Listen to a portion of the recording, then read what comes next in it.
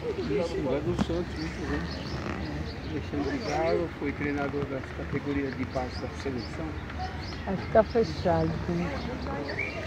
Antes do Micali foi ele que estava. Antes do Micali ele que estava. Aquele Roger também é nessa tabela, né? Roger Flores? Também. Vamos ver se tem saída Lateral aqui. do Grêmio. Lateral, muito bom. É um dos caras que está na seleção.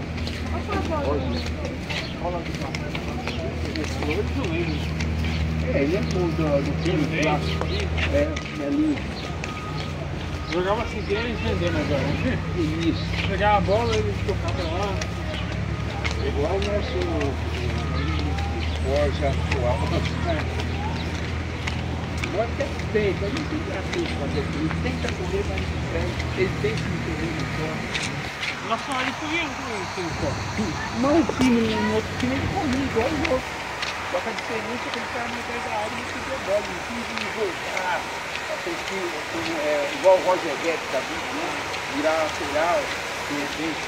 Nossa, que